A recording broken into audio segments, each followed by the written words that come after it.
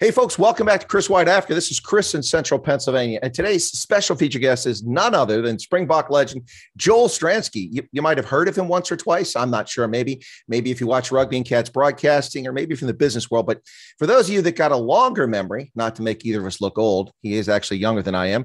But those that have a long memory, you might remember this oak from the 1995 Rugby World Cup, when the Springboks were brought back from the oblivion of sports banning.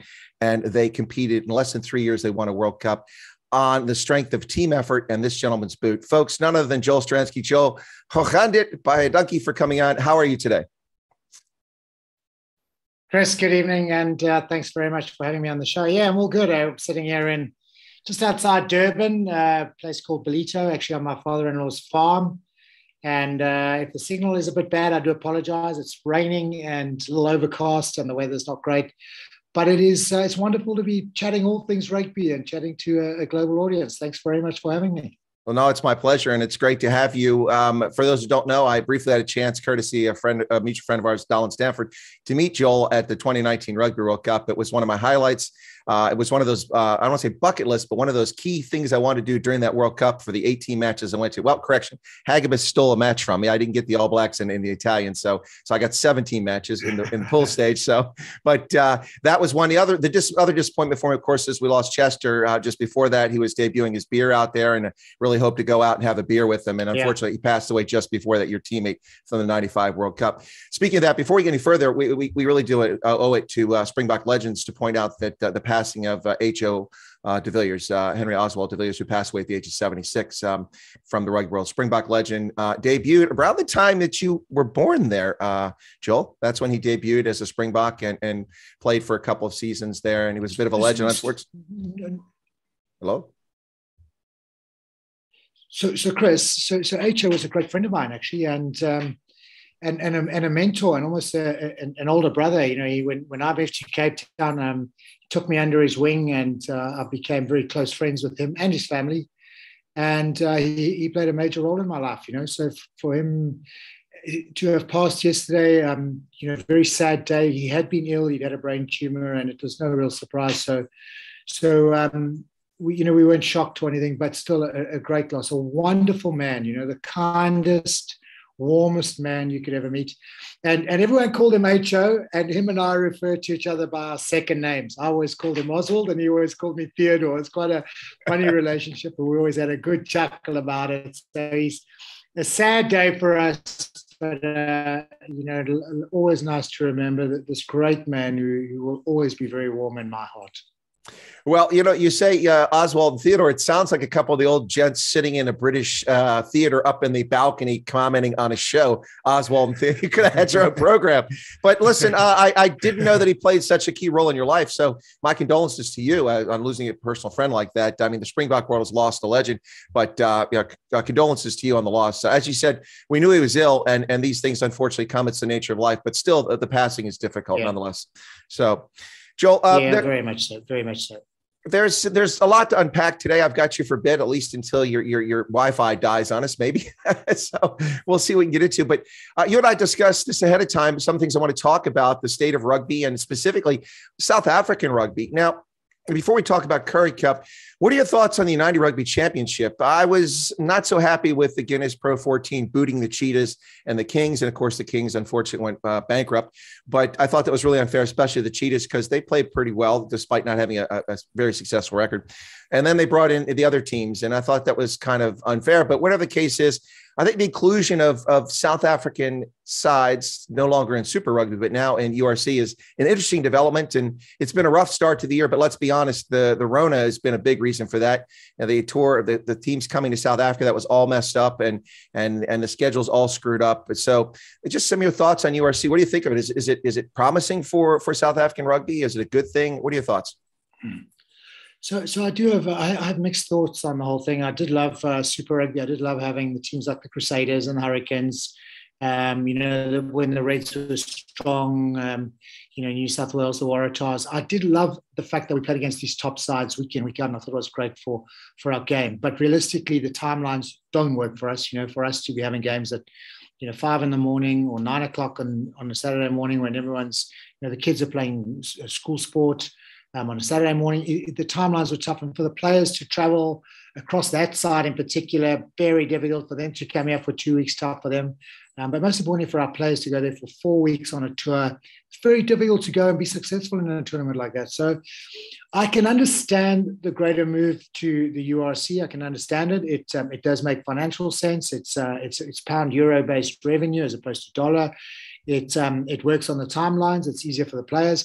And I think ultimately understanding our rugby and the fact that, the rand cannot compete with the euro or the pound or the yen for that matter. There were always going to be many of our players playing in the Northern Hemisphere on the same timeline. So from a SA Rugby perspective, to follow those players, to see their their form and be able to select and pick from them, it does make a whole lot of sense.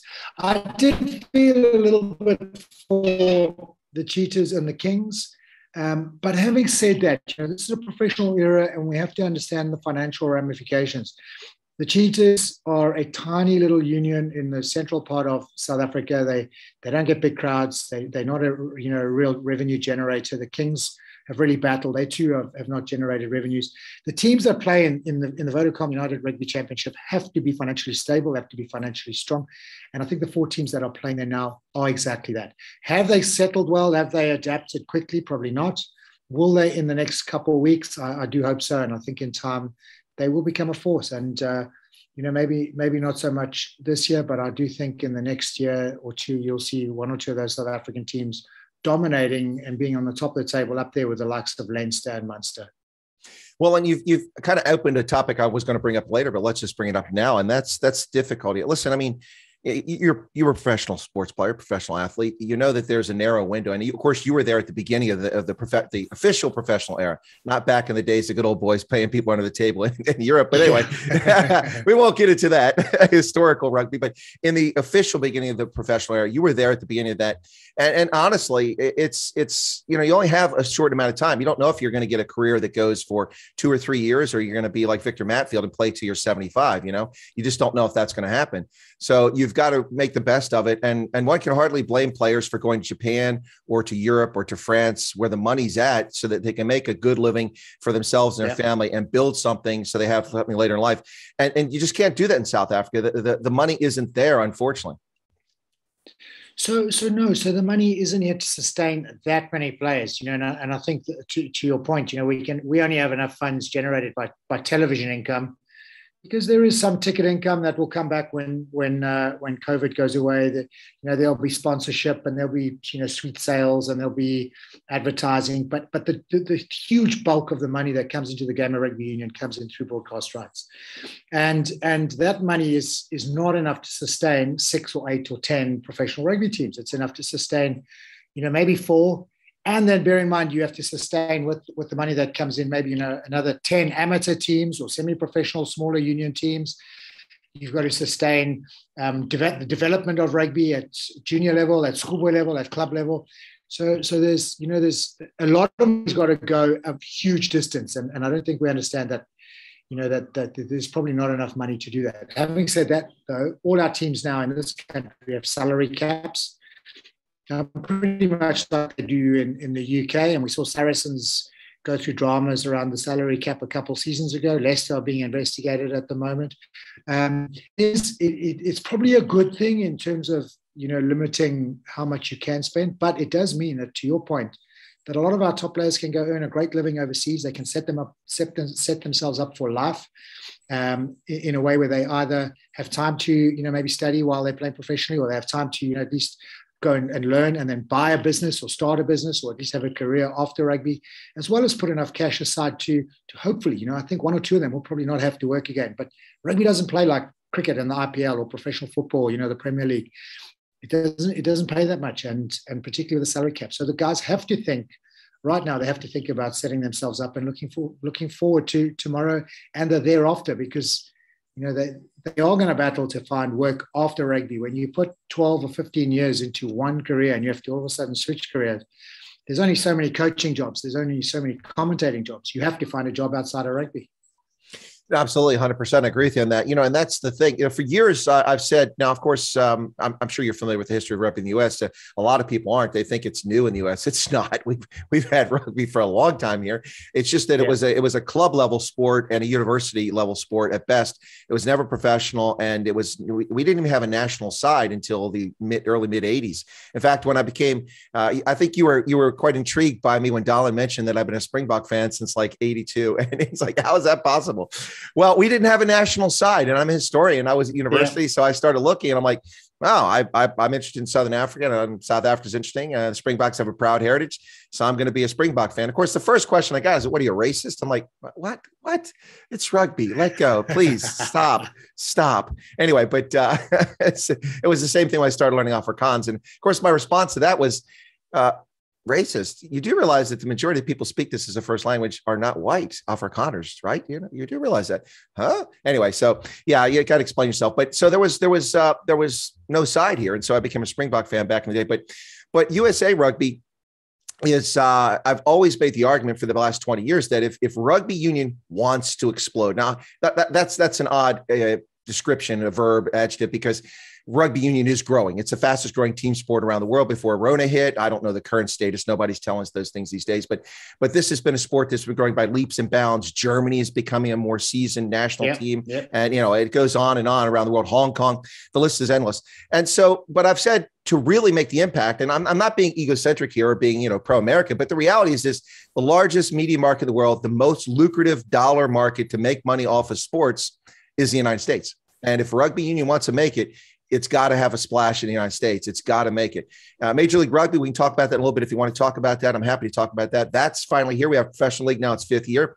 Not enough seats in the bleachers, not enough bums in the seats. But again, Rona is affecting that. But don't have television money. And that's made an impact. So I think that my argument is when Super Rugby was expanding all over the place, it was going to Japan and it went to Argentina. I said, that's lovely and it's interesting, but you're spreading yourself too thin. The time zones are too challenging. If you're going to do that, you might as well go to San Diego or at least Hawaii and get in an American team and draw in that revenue. But my point is that if rugby union wants to make a big splash, as you indicated, TV revenue is where it's at. And that money is sitting squarely in the United States. There's a lot of cash here. It's just got to be drawn in. Yeah, absolutely. And I think that's why the rest of the world refers to the US rugby as the sleeping giant. And it's, it's not just about the cash, it's about the talent that you have access to. And I know at the moment, if you had to probably analyze it, you'd probably find that the players that play rugby are those who didn't make it at maybe at American football or at basketball, and rugby is maybe, their third or fourth choice. It's still a massive talent pool. Imagine if you could just tap in and get some of those unbelievable athletes who make it in the big money sports to come and play rugby union. And if rugby union by then was a money sport, it would really create a proper giant in the global game of rugby. I mean, the skill sets, the talent would be enormous. You've got the speed, the size. We see that in other sports. If you could somehow get some of those players playing in a strong league with a couple of foreigners, the game would explode, and it would explode very, very quickly. Well, I think we're starting to see that. I had kind of last year a special relationship with the Rugby ATL, the Atlanta side, which was virtually half South African. So I had kind of a special relation with them. I had a good deal with the team. They gave me exclusive interview coverage. I interviewed every player during the season at least once, and some more than once. Some fantastic players. Kurt Coleman playing for Atlanta, of course, former Western Province guy. And then we also had Johan Mumpson, who's a heck of a lock. He's playing quite well. He was the forward of the year for Major League Rugby last year. But you see, even guys who've been around for a while and have names, they're known, like Bjorn Basson and Joe Peterson playing for San Diego. Tende Mtawira came over here briefly for DC. It's interesting. And initially a lot of people look at this, well, Major League Rugby's bringing a bunch of famous names, maybe guys past it and maybe close to being past it. But if you look at it, a lot of these guys are still in their prime. And now the young South African talent that's coming here to play in Major League Rugby is absolutely astounding. There are some really exciting South Africans, and not just South Africans, some Fijians, Samoans, even Kiwis who've come over to play in this league. To me, that's a very healthy sign that there's a chance that Major League Rugby is going to survive and it's going to excel, because if players are coming from around the world to the US, it's not simply to go to Disney World. There must be another reason they're coming here. Yeah, very much so. And I think I can only really speak on behalf of some of the South Africans, or in a way to try and give, some insight to the South African thought process. So we obviously have a huge amount of talent here. There's a lot of players. There's a lot of guys who look at it and think, well, we borderline, we might be a good provincial player in this country, but maybe there's opportunity to become a test player in another country. So, we've seen a lot of players playing for Scotland at the moment. We've seen a couple playing for France over the last few years. We're now seeing a couple playing in that US team. And I think what else adds impetus to that whole story is the fact that the US is spending on coaching. Gary Gold is a great friend of mine. He was also a big friend of HO, by the way. And Gary Gold is the US coach. He's done some really good work with the US team in challenging circumstances, and hopefully he will coach them to the Rugby World Cup in 2023, and hopefully they'll do a little bit better, because I think there's nothing that quite breeds success like success itself. And if you have a national team that is gaining public support, winning a few games, competing well against the likes of the Springboks and the All Blacks and England and Ireland and France and the top sides, and you don't have to be winning to be achieving, because everything is relevant, but you've got to be competitive. And if the Eagles can come out and be competitive, and they can start gathering a little bit of public support and a little bit of sentiment and a little bit of good feeling, and maybe pick up one or two wins and a couple of good results against the big sides, I think all of a sudden you'll have that story where success starts breeding success, and you have this upward spiral. And then the league from that will be enhanced. You'll get more top players who want to come play there. And I don't know, it's a chicken egg scenario, whether you can get the money and then bring the players in, or if you need to have success to bring the money in. But ultimately, if success is breeding success, you will get the right end result, and you'll have a great league. You'll have those top players wanting to come play the game of rugby union, and ultimately you will perpetuate this whole success story. Well, let me bring a comment in from the chat very quickly. Grant Rothman says, Joel Stransky, you made me laugh and cry being 6 years old, 95. Respect. Okay, well, thank you for reminding us how young you are, Grant. We appreciate that. That's all right. Your youth and experience are accepted on the program. Thanks, Grant. But also thanks for the kind compliment to Joel. Speaking of USA Rugby and the Eagles, I was thrilled beyond belief to hear that Gary Gold had been selected as the coach. And, and we went on a tear. Now, to be fair, John Mitchell played a role in helping build that squad when Gary came in, but they went on a tear. They were 9-0 in a test season. They beat Scotland in Houston. Yeah. It was quite an exciting season. And then some people looking to say the wheels came off. I disagree. You were in Japan. I don't know how closely you had a chance, because you're busy broadcasting, to look at the Eagles, but I went to all the Springboks games, of course. That's first priority. Then come the Eagles, but all 4 Springboks games. And then, and of course, you and I saw each other in Kobe after the game there against Canada, I think it was. But I went to 3 of the Eagles games. And as far as being competitive, I want to tell you what, Joel, I was sitting with the team family members, because I knew Hanko Gemeshuis. I know his mom. And so I moved from my seat to there, and I was sitting with them, and we were surrounded by French fans, and they were wetting their nappies up to about the 63rd minute of that game. We played France, terrified that they were going to lose to the Eagles. The Eagles were competitive in that game. I think they just ran out of steam at the end. And then the other game is the Tonga game. We had it in hand in the first half, and 2 missed assignments on line breaks killed us with 2, almost 90-meter tries. Very soft tries. And we lost to Tonga. But were it not for that, the USA could have come out of Japan 2 wins and 2 losses in the pool stage, which would have been unbelievable. Yeah, and I think that's the result of having a team that is a little inexperienced at managing the last 20 minutes of a big game. And maybe to the other point, maybe not having the depth to come on off the bench and really close a game out. Like the bigger teams, the Springboks call their bench the bomb squad. Yep. They bring bench sensational and can close out a game against any team in the world.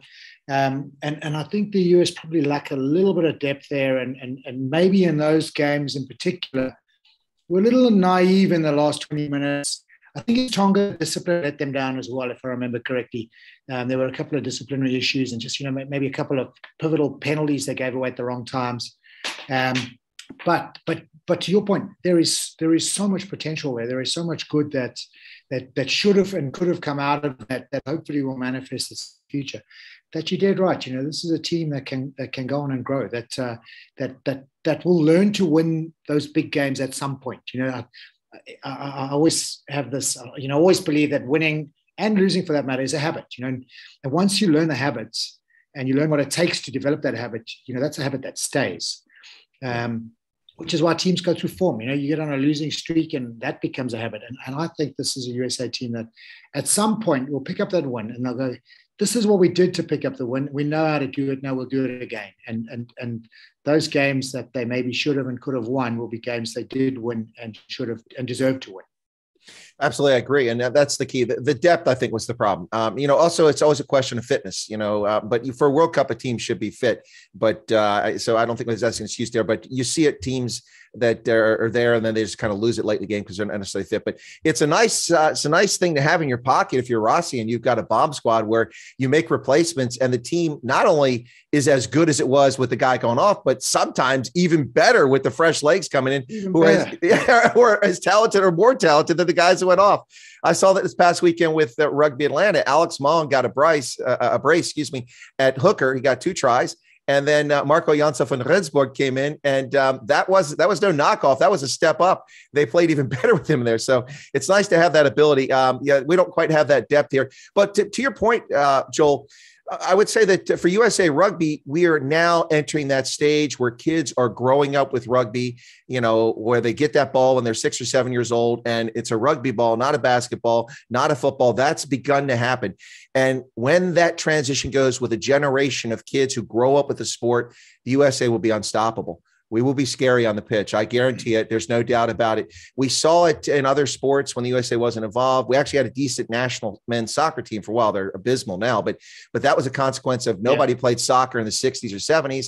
And they tried professional soccer. Pele came up here. Anyway, it didn't catch on to the early 80s. From the early 80s to the turn of the century, and in those 20 years, 2 generations of kids grew up with the sport, and suddenly we had world-class strikers, and we could play it. The same thing is underway right now with rugby. Jack Iscaro grew up playing it in D.C., plays for Old Glory D.C., DeMonte Williams. The list is endless. It's good news for USA Rugby. We're not going to have to rely on dragging people like Perry Baker from the NFL over to play sevens and be a star. We'll be able to bring them up in the sport itself, and the sky's the limit when we get to that stage. So, and I think the other important thing is that the development of those players comes at the right age. You mentioned how there's 2 soccer generations got given balls as kids. The rugby players are getting given balls at the moment. And I always compare the New Zealand coaching infrastructure to the South African coaching infrastructure, and for that matter, probably similar to the USA. Those kids in New Zealand, boys and girls for that matter, they grow up with the rugby ball in their hands. But when they're old enough, they go to a club and they are coached by people who know the game, who understand how to coach, who are taught to coach the skill sets that are required as a young kid to start playing the game.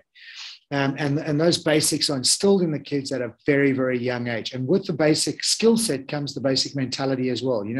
Rugby has an incredible, it has an incredible sort of dynamic tribal thought process of its own. It's about integrity and honesty and about passion and working hard for the guy next to you. It's and honesty. It's a skill set you can teach kids that actually you would carry through your family life, your work life itself.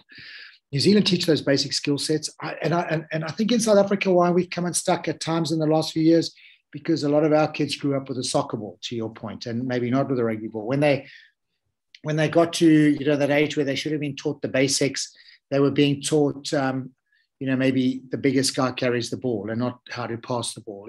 It's tiny little things. And I think as a result, New Zealand, who have probably the least number of rugby players out of the big playing rugby nations, still continue to dominate. And it's because the coaching, because the kids grew up with a rugby ball at a young age, and because they were coached correctly at a young age.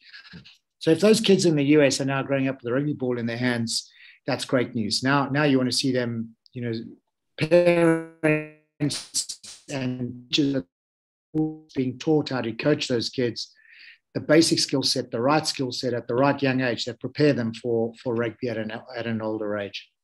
Absolutely. When I was at the World Cup in 2011, in between games, I was staying in Rotorua there where the hot springs are and the geysers, you guys say geysers, we say geysers, but the geysers were there and they're shooting up at the ground. And I stayed in I think a Mercure or something like that, one of the French chain hotels there. And I walk out and it's the middle of the World Cup and in a public park across the street, what's going on? 6 and 8 year olds playing rugby in the middle of the week after school. That's what they're doing. And I always tell people, I said, if you want to be successful, you have to take the approach Kiwis take. All maternity wards have mandatory mini replica rugby balls, which they hand to newborns the moment they're delivered. So once you get to that stage, and those are New Zealand rugby balls. Exactly. They're not any other countries. Exactly, they're Canterbury products. Yeah, absolutely. It's yeah. I think that it's interesting. It's World Rugby. Look, I'm on record as having some issues with World Rugby, so I don't want to get into a tiff about that. But I would have to compliment them on some things that have been done lately. I have to say that Nigel Owen's little skits he's doing and the little videos analysis he's been doing that have been published by World Rugby are brilliant and really are opening up the game to people that don't understand the game. He explains it so well. Nigel's brilliant. He's amazing. And things like that, I think, are fantastic. That's away from the game, but it is the game and it draws people in. I think it's a nice approach, and I'm really glad to see that World Rugby has brought Nigel on. I don't need to see his cattle anymore. I used to be a farmer, but anyway, it's a nice touch to the videos. It's a great touch. It's a great touch. And I think World Rugby, to your point, they've had their issues. I think they've made some decisions in the last few years which have been a little debatable or a little questionable, but I think the way they're going about things at the moment is really good. And there's a bit of criticism around, where that's still, the old, you called the geezers and the gazers. There's still a question around whether it's the old geezers running the game or not. But the reality is you need experienced people running a business. Yeah. You need old hands who understand the history and the culture to be involved. You might need younger people, managing the social media and the operational issues. But I think in the large part, World Rugby are getting a lot right at the moment. And I think the one thing they've done beautifully, as you quite rightly point out, is the explanation of critical decisions that have been made, whether in test matches or URC matches or Champions League games. They've just picked on some of those and they've explained them nicely. Because let's be quite frank, our game, as beautiful as it can be unbelievably frustrating at times because the laws are so complex. Oh. They are so open to interpretation. They are so difficult to understand at times. And at times, to be quite frank, they make no sense at all. To have some of those laws explained, and the way Nigel does it has been fantastic. Yeah, no doubt about it. And listen, the thing I love about rugby is that the officials are as fit or fitter than players on the pitch. They have to be. I mean, they run more than anybody else in the game. I mean, some of them, not all of them. Okay, fair enough. Some, but I mean, honestly, if they're in the game, then they're running more because I mean, if you're on the wing, you can hang on the other side of the field waiting for the play to develop, coming for phases without officials running out. But I mean, there's some really great names. One of the nice things with Major League Rugby is that they hired Jonathan Kaplan to help improve the level of officiating, and that was an absolutely brilliant. I interviewed him last summer. Our summer for us, winter for you, but absolutely brilliant conversation with Jonathan Kaplan about Major League Rugby and officiating. And in the 5 years that the league has been in play, I've seen a demonstrable improvement, especially from season 3 to 4. And this year it looks even better. Some really Scott Green. We've got Damian Schneider out there from Argentina. Some really talented officiating officials out there. But I mean, the officials are part of the game, whether people like it or not. They're part of the game, and hopefully they're a complement to the game. But there are compliments to the game when you remember names like Wayne Barnes and Nigel Owens, Jaco Piper, Craig Joubert. I mean, Craig Joubert, one of my all-time favorites. I saw him at the Sevens, and I had a conversation with him. And unfortunately, I mentioned the Australia-Scotland call, but no, just kidding. Yeah. But I mean, but that's the thing. You remember officials and also the ones who are, the players remember them too. You as a player. I mean, what was it like with officials on the field? These days, you see that because of the microphones and stuff where players like, okay, listen, Bismarck, come here, Bismarck, and officials have a little conversation and it's a bit entertaining to the game and also keeps the game flowing. Any thoughts on officiating and did you ever have any interesting encounters as a player with officials? Well, firstly, so Craig is and names, and there were one or two. He had one or two controversial decisions, and you mentioned the one. The one was obviously in the World Cup final in New Zealand, which you would have been party to, and the French will always look at that and think that that penalty should have gone the other way, and France should have won that World Cup final. And so he had a bit of controversy. But the reality is, every ref who's ever reffed a game has made decisions that are controversial. Some are just bigger in the context of the game at the time, and others are probably flown under the radar because the timing is different or it's in a game that, hasn't had as much exposure. The reality as well is that that referees, just like players, are human beings. They make mistakes. They get things wrong from time to time. And World Rugby, behind the scenes, has a way of trying to, sanction and rate the referees and make sure the best refs get the big games, the most important games, so that we get the right results.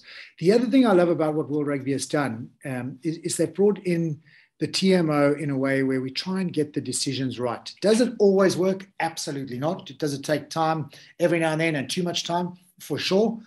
But, I think most of the time we're reaching a point now where the decisions that are being made are the right decisions. We're not having games and outcomes of games influenced by a bad decision. We might have a game that is too long. And I think back on the British and Irish Lions series in this country last year, we had one test match that took 133 minutes, I think it was, to play an 80-minute game. I mean, that is absolutely ridiculous. There was reason for that, though. The coaches put the fear of God into the TMO and into the referee, and it created a real long, slow process.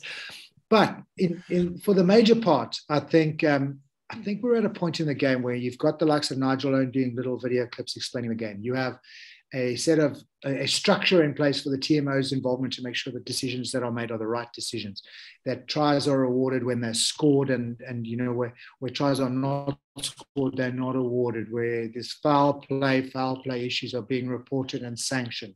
It just, for me, it's it works. Is the game perfect at the moment? Absolutely not. I'm 100% sure the game's not perfect. We still have, I think, a game which is quite predictable at the moment, and we maybe need to look at the laws of it. But are we doing our best to supply a product that is worth watching, that is wonderful still? I think we are, and I think to the referees, we'd say right now, whoever's heading up the referees from a World Rugby perspective, they are doing a fine job. 100% agree with you. But for me, it's different than an official on the basketball court, different than an official in ice hockey, although they work pretty hard too. They have to skate back and forth, but there's more of them on the ice. But World Rugby, Rugby Union, 15 players aside and an official out there, plus the two side judges. It's a tough thing. The TMO is a nice addition, and we finally have that Major League Rugby this year. It was long overdue. Really appreciate that they've got that in there. But folks, you're listening to Chris Wyatt Africa. This is a Rugby Ascendant segment, and my special feature guest today is none other than Springbok legend, successful businessman, and World Rugby commentator extraordinaire, Joel Stransky, a voice that you recognize instantly if you were watching a rugby broadcast. And I said, I think that's probably the best statement to talk about your broadcasting. The moment, if I turn it on, like if I miss who's the broadcasters and I just hear the voice, there's Joel. I know it's Joel. There's a certain other famous South African who's got a very deep baritone voice. Hugh, I think his name is. There's also a very recognizable voice. Yeah, Hugh Bladen. They call it. They tell me I've got that dull, boring, the dulcet tones. They call it. But Hugh Bladen is the most wonderful man, and just maybe touching on him for a second. He was such a great mentor when I went into broadcasting. On my first few games, I worked with him, and he was incredible, and became a dear friend as well. And he too, he had a bad stroke couple months ago, and he has recovered, and he's doing pretty well, but our thoughts are with him still. But rugby has this unbelievable knack to bring people together, and the characters of the game, keep the game alive, and they make it exciting for us. And Blades is one of those. When he commentates, he has that trademark unbelievable statement, and it's something we listen for, and we love it when he whips it out. Well, I have to be honest, the first time I listened to a rugby broadcast, that's who I heard. And to me, that's just always the voice of commentator rugby. It's just stuck with me. Hugh Bladen. It's just amazing. I didn't know his last name for a while there because I was hearing it. I wasn't seeing it, and then I finally got to watch broadcast. It's just epic. Absolutely fantastic stuff. Well, there's a few comments here in the chat, Joel, just very quickly. Patrick says, when Joel slapped that drop kick, I lost my marbles.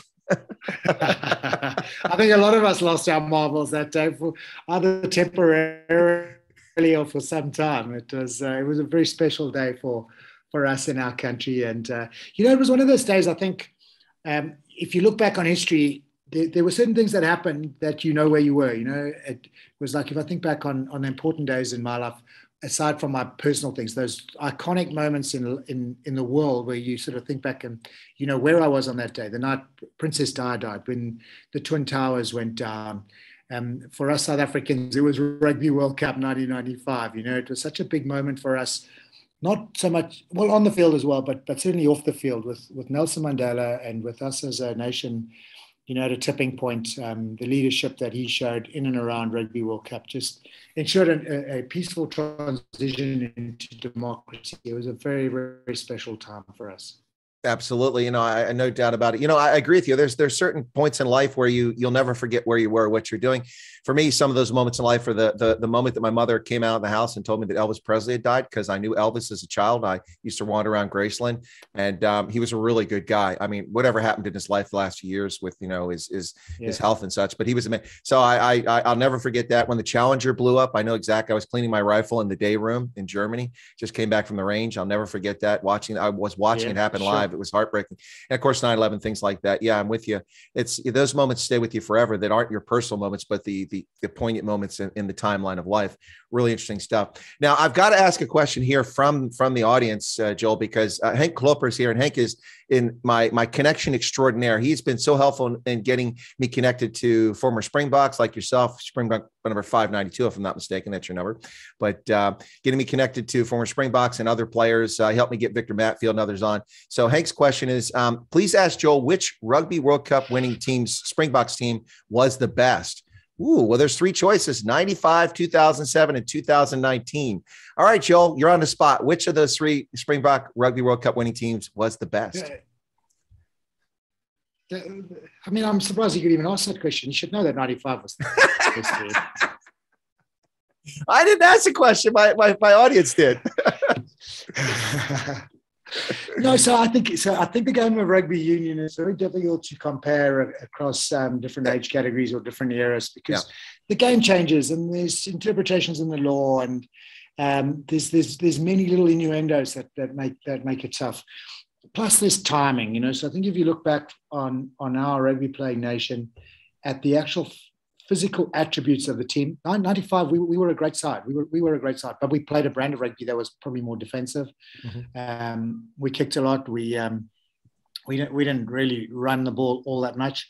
If you look back to 2007, it was a team that was unbelievably mature. That Jake White took from being an immature team to being a very mature, great team loaded with talent, great players across the board. And then you look at 2019 again, a team that mirrored that both those sides. And so in 95, if you think back 2 or 3 years before the Rugby World Cup, it was a team that really didn't achieve much. They'd lost a couple of home games. They'd just come into Rugby World Cup and just come back into international rugby. Struggled a little bit, got to the World Cup and surprised everyone and won it. 2007, 2 years before, a team that struggled. Jake White came in, picked players, built them up. And all of a sudden at the Rugby World Cup, they came through, quite comfortably. 2019, Rassie Erasmus, 2 years before, took a team that hadn't won a game. I think they'd lost 9 on the trot, or certainly had struggled. And all of a sudden he built this great team that won the World Cup. So all three teams, in their own way, have a very similar trajectory towards the Rugby World Cup. So you would think they'd be quite similar. In my view, when I look back on those sides and I think of the talent that was in those teams, it's probably for me not so much about the overall talent and the players that did it, but maybe around special players, special moments. And in 95 we had Madiba, Nelson Mandela, as our sort of unofficial captain, who was the key in the storyline. 2007, it was very different. It was a team that went and won away from home in difficult circumstances, but probably, you think back, they played who they had in front of them, but they never really had to play any other big sides in the World Cup, just the way it worked out. They had to beat England twice.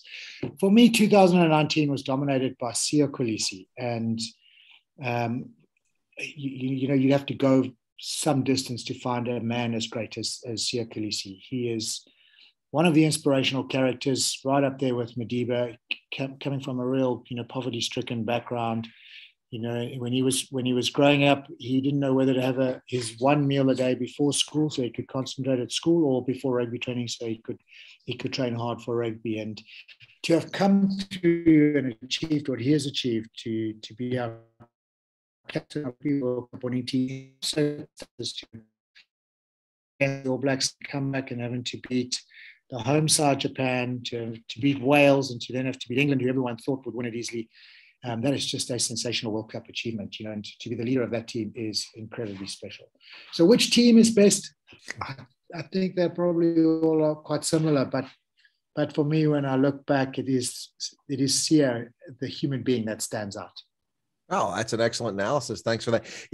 For me, that World Cup, as I said, I was at all 4 pool stage games for the Springboks, and I had a seat that was at the end of the tri-zone on the north side of the stadium in Yokohama for the AllBlacks game. And it was, I thought it was going to be a terrible spot, but rugby has a funny way of sometimes working in your advantage. I just have good luck.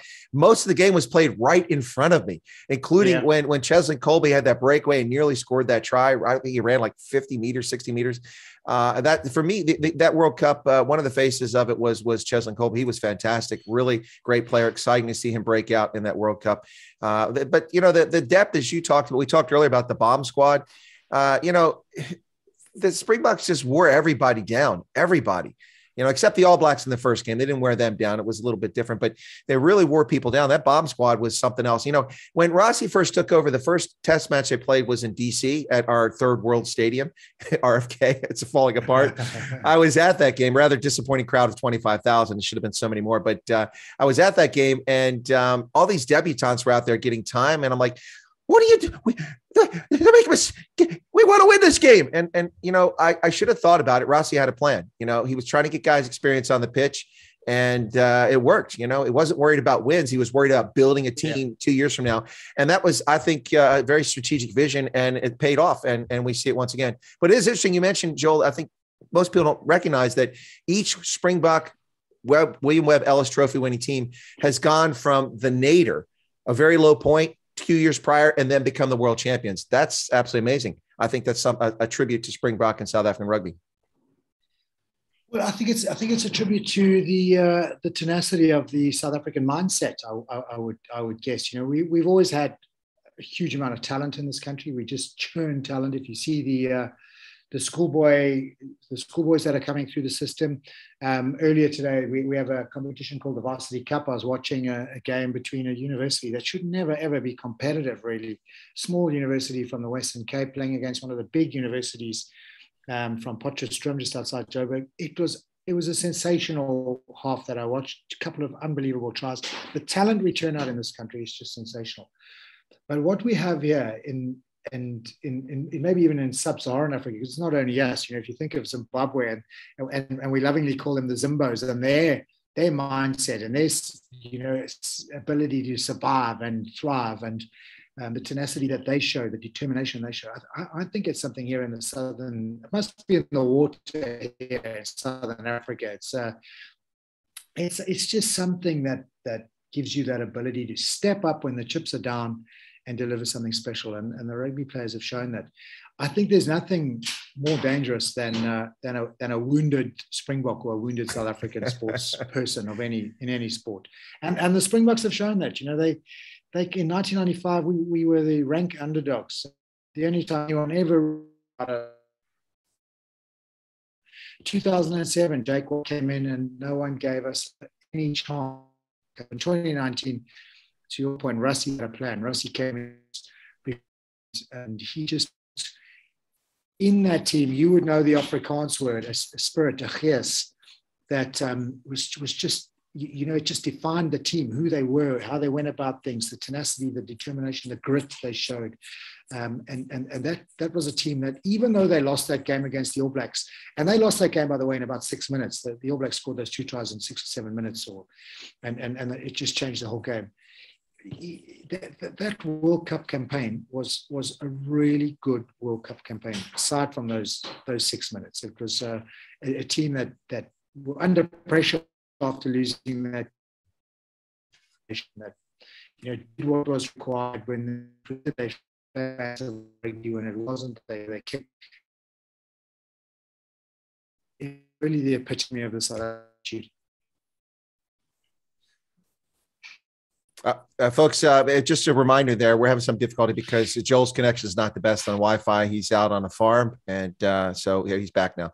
But, Joel, before we get back to the World Cup, I want to talk specifically about the 2019 World Cup. We were both there and we both experienced it. And I think it was amazing. But before we get to that, I just want to talk about, you talk about it's difficult. It isn't, I don't think it's really fair to compare rugby in different eras to which is the greatest team. I think you have to look at eras and say which is the greatest team, as you said. I mean, you go back to the time we were talking about HO earlier. He was playing games in which the score was 16-7 and it was 8-8 and 10-7 and 6-3. Very different game than what opened up in the professional era. And you see a lot of stuff where people are running around. Now, I love offense. Sorry, I played on the wing. I love to see guys score, so I like the speed. Defensive struggles are nice, but I like to see points racked up in games too. And so when I was at the Tri-Nations game in 2013 in Joburg, when they replicated the flyover from 95, I was at that game. That was one of the most exciting games I went to. Habana had 2 tries before he pulled a hamstring and had to go out in the game. And the Springboks, for the first time in ages, opened up the game. And they were head-to-head, and then the All Blacks pulled ahead late in the game. They won it, but it was disappointing to see the All Blacks win, but that was exciting. Rossi's team with Faf de Klerk took a lot of criticism from Springboks fans for this boring box kick over the top, turning there's a lot of criticism for that. But it worked in the World Cup. And, now the British and Irish Lions series, that's a whole different story.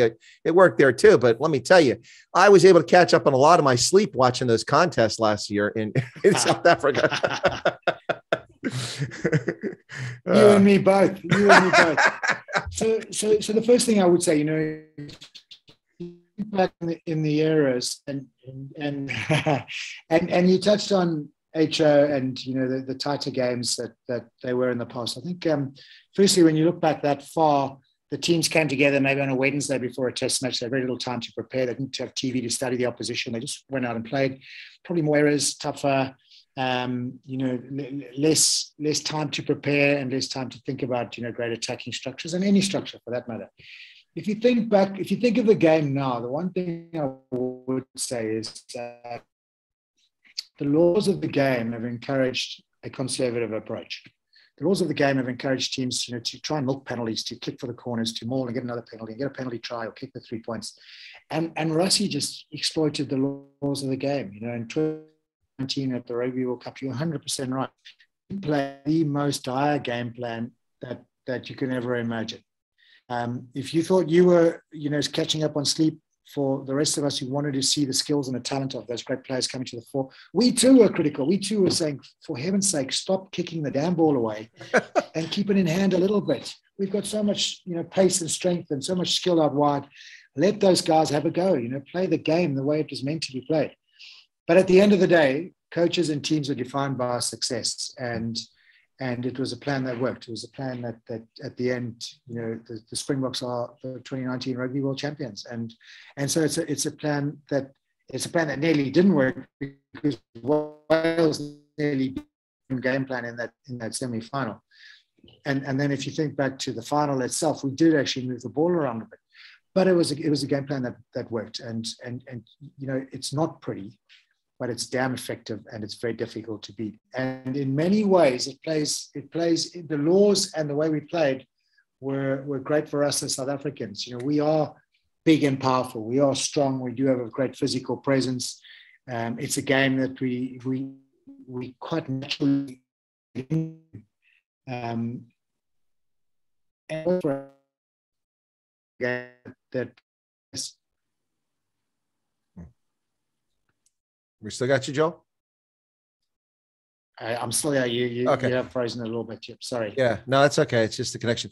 Yeah, no, it's so speaking of taking advantage of the laws, last year in the World Cup qualifier, which unfortunately Gary Gold's squad didn't secure, they wound up losing to Uruguay. By the way, an impressive up and coming rugby nation has been for a number of years. Uruguay, I warned people in Japan that they were for real, and they are. So they've now got the Americas number one. First time anyone other than Canada or the US got it, and they earned it, much to my disappointment and chagrin, as I did live commentary of those games. But taking advantage of rules, the USA went up to the Maritime Provinces to play Canada for the first round in the two test match to see who got the aggregate on points. And the USA gets across, the ball's held up, and instead of a 5-meter scrum, all of a sudden the Canadians are kicking the ball from the try line and they get 46 meters out. And I'm like, what's going on here? I didn't hear about this. And then the other was this, okay, yeah, that's a 50-22. So I'm telling my audience, okay, so it'll be Canada's ball.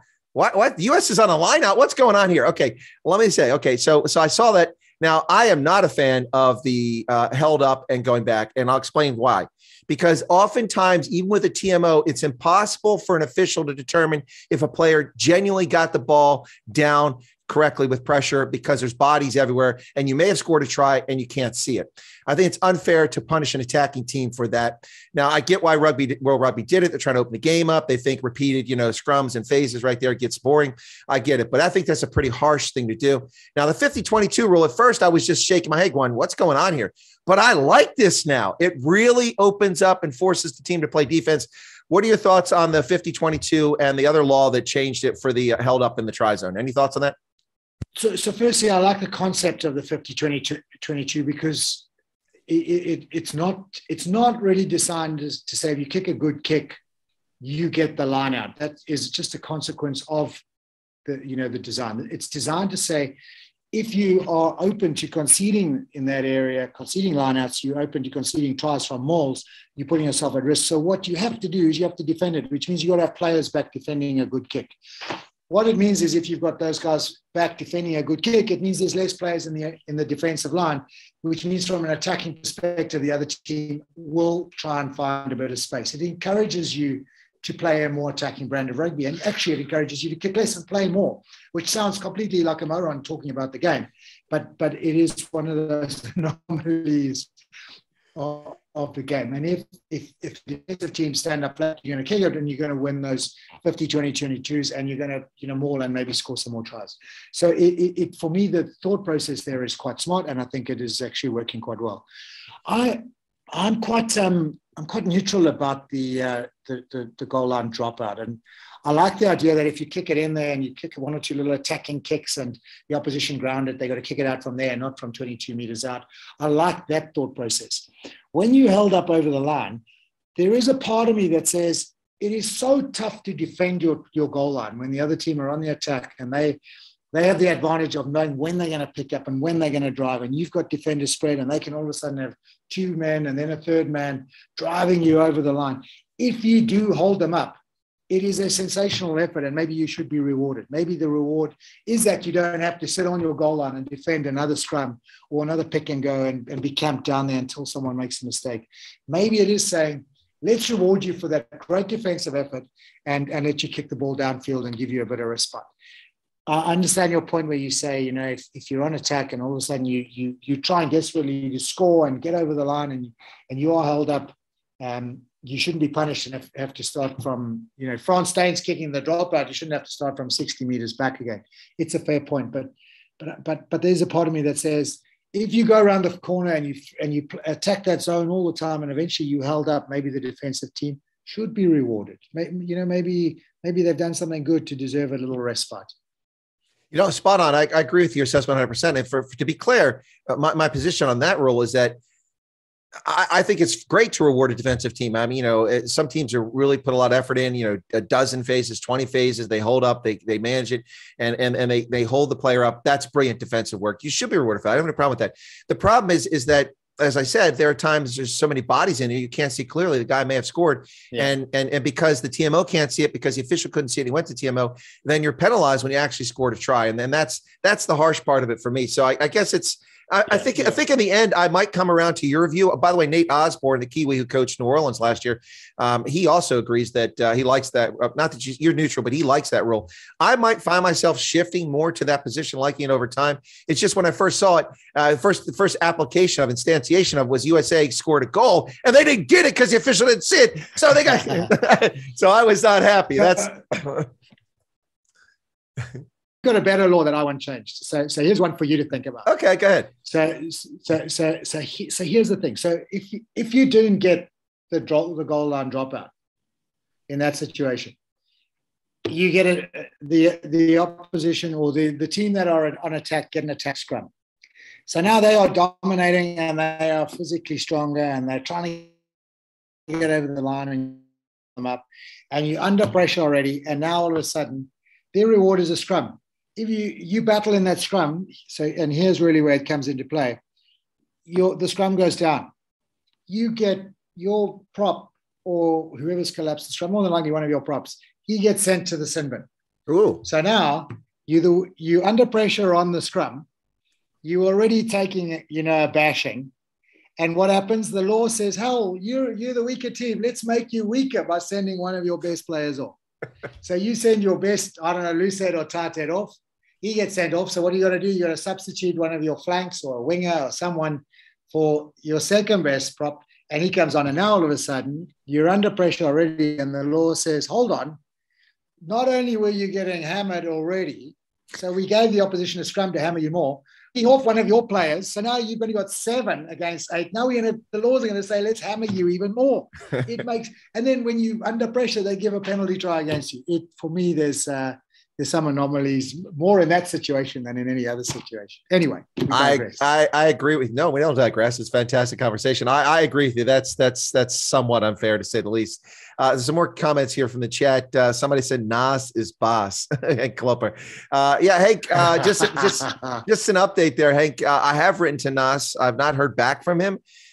Hint, Joel. I haven't heard back from him about coming. So I'll give you an update on Nas. So Nas is probably a little bit slow right now because Nas is running up and down between South Africa and India. He is director of rugby for the Indian Rugby Union, and he's doing some coaching there, and he's I would guess he's a little slow on email probably because particularly with COVID, he's in and out and he's traveling a fair bit. So if I see him, I'll mention it to him. All right. But hats off to Nas. At his age, he's working his butt off still, and he's running around, still involved in the great game.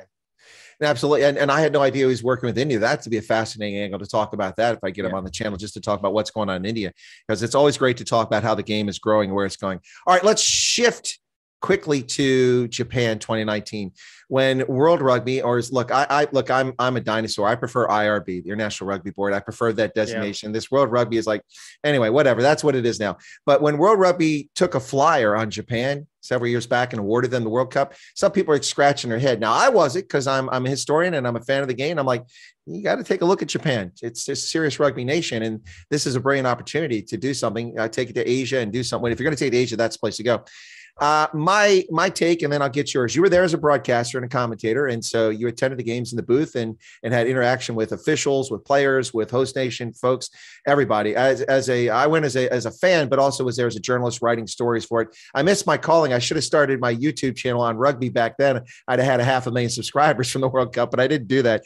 That was a mistake. But yeah, exactly. It was a huge mistake. And then in retrospect, I regret not doing that. But anyway, so I was there in that capacity, and it was without a doubt. I've been to the World Cup in New Zealand 2011, Paris for the women in 2014, England 2015, Ireland 2017 for the women, San Francisco for the sevens in 2018, and Japan in 2019. That's 6 World Cups in 8 years. And without a doubt, this was an absolutely brilliant executed plan and run World Cup. The Japanese were incredible. The only frustration I had with the whole thing was Hagibis, which was frustrating at the end. It was terrible for the Japanese. But that aside, that's just nature. You can't overcome that. The only frustration I had is that I've never been to Japan, and I've always been told that the Japanese speak English. No, they don't. I'd say about less than 10% of Japanese speak any degree of proficiency in English. In fact, in Yokohama, I was confused trying to find a train. You know how some of those tracks, and you're trying to read the signs, and the trains are coming. You don't want to miss your train.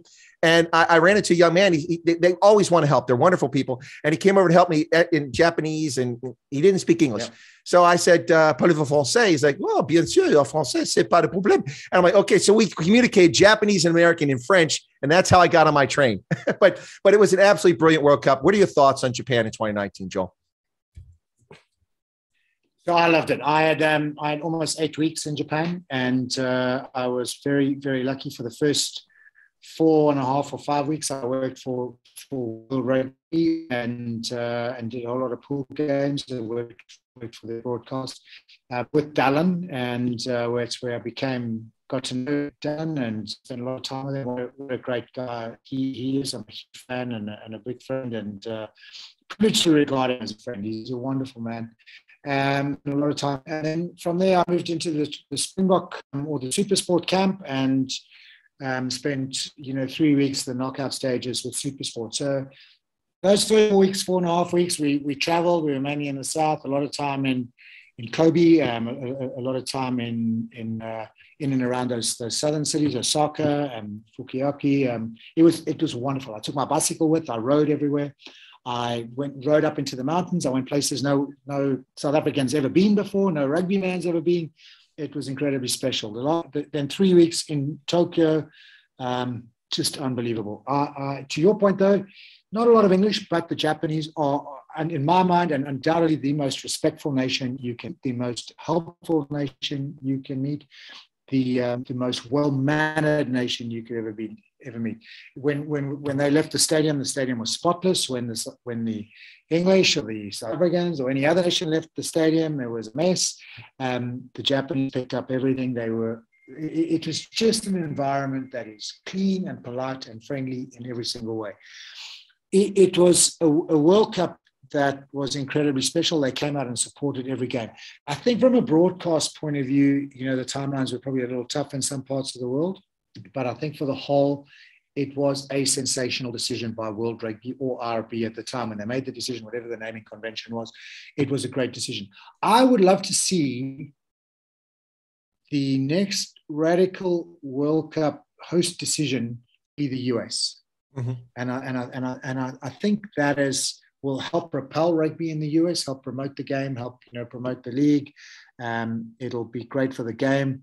It'll be great for the growth of the game globally, and it'll be great for that timeline of the Americas to be able to really exploit the TV rights and broadcast every game and get that support.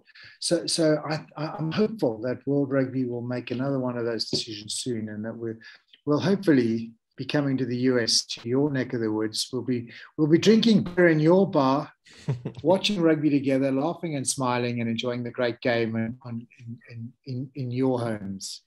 Well, Joel, I don't know what World Rugby is going to do. Frankly, the 2023 World Cup decision astounded me. I mean, the lowest of their internal decisions was France. I mean, Ireland and South Africa came in above that as the best choice, and they picked France. So I don't know what they're going to do, but I have a strong suspicion, and my prediction is that they're going to award 2 World Cups to the U.S., the women in 29 and the men in 31. And they're going to use 29 as a dress rehearsal to see how it can go. And then 31 is going to be the big show. That's what I think is going to happen. And I'm hopeful that does happen, because as you said, it's going to be great for rugby. It'll be great for rugby union. It'll be just a fantastic thing to see. That's my prediction. We'll see if it comes true. The U.S. is pulling for both of those. Well, let's hope so, and I think from our side and I have a group of friends, and our group of friends has got an Afrikaans name. They're called the Kokorolis, which is really, I think, a cockroach. I think a Kokoroli is a cockroach. Yeah, it is. So we're a bunch of cockroaches that just love the game of rugby union, that also travel and go to Rugby World Cups. And I can tell you from our perspective, from our little group, whether I go as a broadcaster or as a spectator, to go to the US and watch rugby in the US would be, after Japan, because Japan was sensational, would be the ultimate trip, the best next trip that one would want to go on. And hopefully you're right, and hopefully it lives up to all expectations, because to go and travel in the US and see your beautiful country, the parts we haven't seen already, and to watch the game of rugby union there and to see it hosted there would be just marvelous, just wonderful. Now, I don't disagree, and I'd love to see it. But of course, for me, I mean, I've been everywhere in the U.S., so I get more excited when the World Cup is in New Zealand or South Africa. Of course, I've been everywhere in those places too. But for me, it's a different thing, because I turn a World Cup into an adventure, not just rugby. I mean, it's culture. When I was in New Zealand, I was going to the glowworm caves. I was going to the geysers. I went skiing during that World Cup in 2011. I went downhill alpine skiing on a glacier up on top of a volcano. It was incredible. So that's what I do with the World Cup. I turn into that sort of thing. And you can still do US, anybody can do that. And even I, who've been all over the country, can still do it. But I think the biggest challenge for the US is going to be just our geography. You've got thousands of miles, between destinations, and how they schedule that and how they pull it off. If they focus on one region, it's not going to be as good. So maybe they have 2 or 3 hubs on the East Coast and Northeast and out West, and maybe that's how they do it. But I don't know. But whatever the case is, they got lots of time to figure it out. They just got to win the bid first, and I think that's critical for the game of rugby for that to happen. Now, the Women's World Cup is coming up here this year. We've got a strange year because The Rugby League, a different game, but Rugby League had its World Cup scheduled for England in 2021. That was postponed late in the game, and it's now being played in 2022. The Women's World Cup was in New Zealand. That was postponed. That's now in 2022. And the Sevens World Cup is on schedule. It's in Cape Town. Tickets go on sale shortly. And that is so 3 World Cups back to back to back. It's going to be, if you're a rugby fan, you're going to be exhausted trying to watch all this rugby. The women, of course, I don't know your view on the women's game, but for me, the women's game is quite exciting. It's there's some really amazing plays. I mean, for me, I was sold on women's rugby when I was in Paris in 2014. And I watched Mowgli Harvey score one of the most amazing tries I've ever seen in rugby. She was an amazing player for Canada, and Canada did very well in that World Cup. But the women, I think, are very exciting. The last qualifying position is up for grabs on Friday. Colombia, a newer player in this, defeated Kazakhstan this weekend, and they'll be playing against Scotland. They'll get that last slot in Pool A, and the Women's World Cup, I think, should be exciting. Any thoughts on the women's game? Because, you know, I tell South Africans that you have a women's team. Like, no, we don't. Yes, you do. You have a women's national side. No, we do.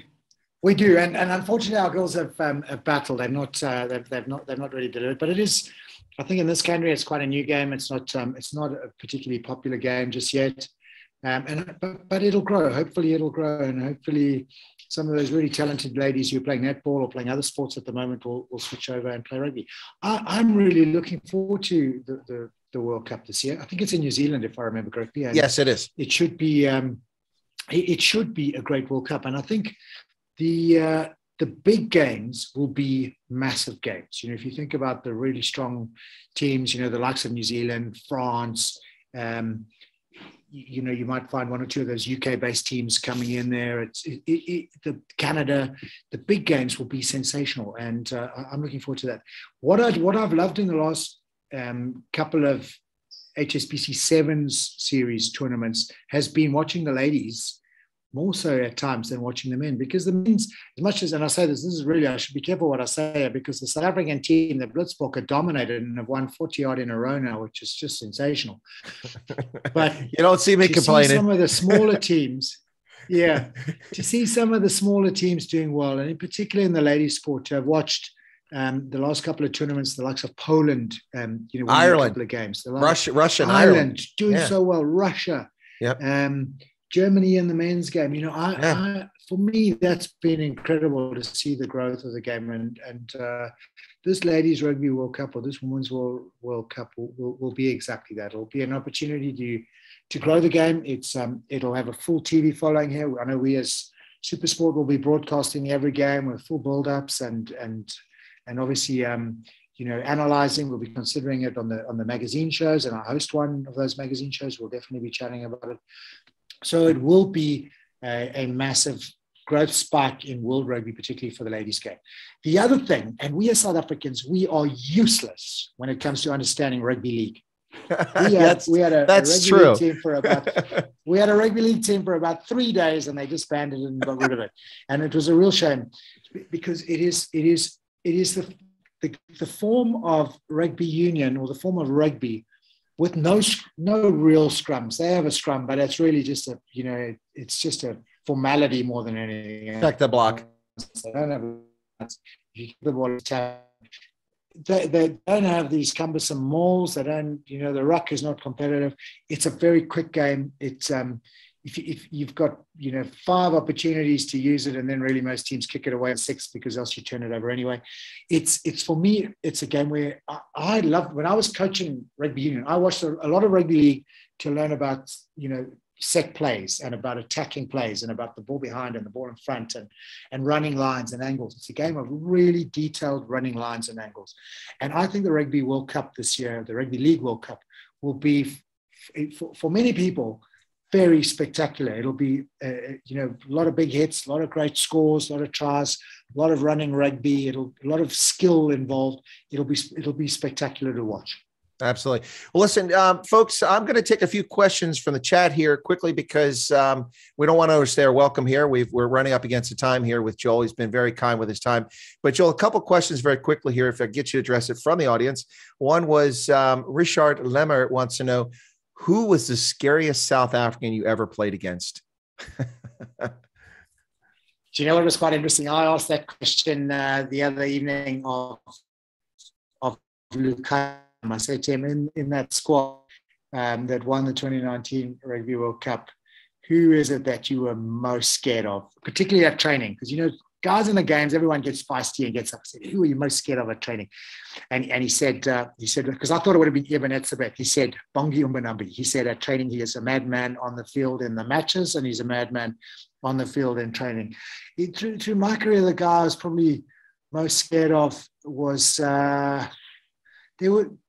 people never really ask who you're most scared of. They often ask who was, the greatest opponent you played against. And Zinzan Brook was sensational, in the international. The guy I was probably most scared of at training was probably Martin Johnson. And when I played at the Leicester Tigers, big, he didn't say much, but he was hard. And at the Tigers, we trained, every training session the intensity was the same as, playing a derby match. It was, we had fisticuffs at training. We had blood, we had bleeding, we had fights. I couldn't believe it when I first got there. But that toughness that Martin Johnson led by, which is what made the British and Irish Lions so successful when he was captain. And it certainly made England successful through that period. They won the World Cup, and it certainly made us at the Leicester Tigers very successful. Excellent. Now, Fletchen, who's a poor Welshman who's trapped in England, so we always have empathy for him. But Fletchen says, how drained were the players after that 95 game when you got back to the changing rooms after winning that trophy? So I don't think you can ever be drained after winning a game. I think particularly after winning a Rugby World Cup final, you are on a proper high. Even though there was extra time, when we were fine, long days training, I said to him, surely we should be spending more time on strategy and game plan and skill as opposed to fitness. And he said to me right that day, and that was in like January or February, 3 months before the World Cup, he said the will win the Rugby World Cup. So we were that fit team. So when we got in the change room afterwards, we certainly weren't drained. We were on a massive high. We had to go to a dull banquet, and then we had a big night out. We had a big night. We went the whole night. So we definitely weren't drained. Well, yeah, I was going to say, you'd probably be on that battery will stay not flat for days after that. You'd probably be up for hours. Now, I'm taking a risk here, and I'll just go back and delete this after the fact if I make a mistake. But Corona's boring. Do the alien thing. Says Chris. Does Nas okay? So if this is wrong, let me know if this is wrong, because I don't know. It's an inside joke. So yeah. Does Nas Botha have an Acha range now that he's in India? Please ask private South African joke. I don't get that. I don't get it either, but I'm going to guess that he does not have any other range other than the normal Nas range. Okay, all right. So I don't get that. And Kule Mkotsi said that Japan came as second team after they beat Ireland. That game was amazing. Kule, I would say that a lot of people, Japan became their second team after when they defeated the Springboks there at Brighton at a game that I was at. That was heartbreaking. I'm still in tears over that loss. I think Japan became the second side for a lot of rugby fans. And the Brave Blossoms are just awesome. They play all out. It's a shame the last season because of Corona, they didn't play particularly well. But, in the build up to the 2019 World Cup, they were brilliant. And people forget they were 4-0 in their pool. They defeated Ireland and Scotland, and convincingly, didn't they, Joel? 100%. Is that in 2015 maybe propelled them to those great victories. And while in Japan, I must tell you, I think Japan were everybody's second team, to be quite honest. But it was wonderful being in the stadium when they were playing. The spirit when, I don't know, South Africa played England in the World Cup final, or New Zealand in the pool game, or when the US played Tonga, whatever it was, the spirit in the stadium was great. But when Japan, the home team, were playing, the spirit in the stadium was just world class. The fans came out to support every team, but boy, the rugby nation, the rugby understanding fans of Japan came out and supported their team. It was just an amazing occasion every single time that happened. Just to tell you one, just to maybe, I know we're getting close to time when we have to end up, but maybe just to tell you one little story around that Japan game, because when we lost in 2015, I was commentating on that game. And as part of my commentary duties for World Rugby, I did to go into the hospitality before the game and say a few words, and go back after the game and give a summary of what happened in the game. Before the game, I was asked by this wonderful Japanese man who was wearing a red and white cherry blossom blazer, I was asked whether Japan had any chance of beating the Springboks. And I said, absolutely zero. I said, there's absolutely no chance. So it happens in football that the underdog, can win, the favorite can hit the upright, the post 3 or 4 times, the goalkeeper can make, 5 or 6 great saves. The underdog can get one shot on the other side, and there's a big deflection that goes in. Every now and then you get an upset and the underdog wins in football. I said in rugby, it cannot happen. Japan will not beat the Springboks today. So after the game, I knew I had to go back and eat my words and swallow some real humble pie. I bumped into him as I was walking to the room. I said to him, excuse me, sir, please may I borrow your jackets? And can I swap jackets and go up there wearing your jacket, to pay tribute to you and your great team? And he loaned me his jacket. I went up and I probably ate some proper humble pie. And the fact that I was wearing his jacket, I think, saved my blushes a little bit. In 2019, when the Springboks played Japan in the quarterfinal, I bumped into that man. Oh. At the stadium when I was with some, and I bumped into that man in the same, he was wearing the jacket and I was walking along with my friends and I was going to go and do commentary. I him and recognized him and he recognized me. It was like we were brothers brought together by this great game. We hugged each other and danced around in a huddle. It's very difficult to explain. And that is the wonderful game of rugby union. So as much as we lost to Japan in 2015, and it was catastrophic for the Springboks, it was something special for Japan. But most importantly, for me, in my personal capacity, it made me a friend of a man I would never have met otherwise. It made him a friend for life. Very, very special part of this game of rugby union. No, absolutely. And that's why I've never met a single person I've introduced to the game of rugby union that has not loved it. I mean, not just liked it, but loved it. The 2015 World Cup, my last game was, I think, in Gloucester. The last game was USA Japan. And I was sitting in the middle of the pitch, but near the top, up by the booth where the coaches go. And after the warm-up, Eddie Jones comes up from Japan. He walks by me and he says, he walks by and I see him. And I said, hey, Eddie, thanks for signing with the Stormers in Western Province. I'm so excited. Now, obviously, he already had signed a deal with England, which wasn't announced yet. So I'm like, you rat bastard after that. But I was so disappointed. But I went to dinner before the game and I was in an Indian restaurant and there was a bunch of Japanese fans there, and they could barely speak English. And I don't know any Japanese, just a couple words, mostly from Styx, the band in the 70s, Tomo Arigato, Mr. Roboto, stuff like that. But anyway, but seriously, so I had dinner there and I met these Japanese and then they said, oh, Japan, 2019, Japan. And they gave me little stickers and everything. And I said, I'll be there. And I did, in fact, go there. And for me, the 2019 World Cup was such an amazing thing because all the people I met, all the places I interacted with. I mean, remember the guy who would paint his upper body with the jersey of a team for every game? I met him at Kobe after you and I met. I all over the country. He was at all these games I had been at, but I'd never seen him. So we took a photo out there. I was on a train at Kumagaya for one of the games, and I got up to go to the loo, and I'm sitting right next to Sir Bill Beaumont. So we had a conversation. We chatted, took a few photos with him. I saw you and Talon. I met USA players. I had dinner with the USA side after the game against England, I think it was, back at their hotel. That was pretty cool. It was a magical experience. And for me, the nice thing about rugby union, union is a good word because it really does bring people together. It's an amazing game. And I met a young lady at a Starbucks in a local grocery store last night. It was the night before last. And I stopped to get a Starbucks and I had one of my World Cup from Japan hoodies on. And she says, oh, do you like rugby? Do you play rugby? I said, yeah, I played a bit of rugby, but I'm a rugby journalist and a rugby fan. And we started talking. She just took up the game of rugby at university. She's playing. And she says, my mom was so worried. I said, why? She says, she thought I'm going to get hurt. And I said, well, if you play the game properly, it's a lot less dangerous than, say, football. For instance, one of the reasons why there's so many fewer head injuries is because if you tackle properly, you're not going to injure your head. And I mentioned that I just watched a game in which a player in Major League Rugby made a hit.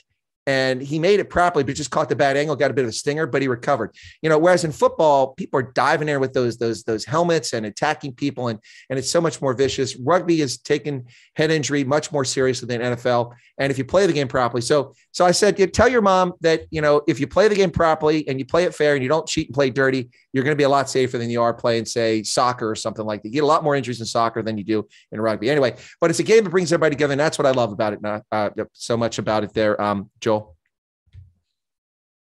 Yeah, very much so. And that is the one fear we all have, is that that effort is make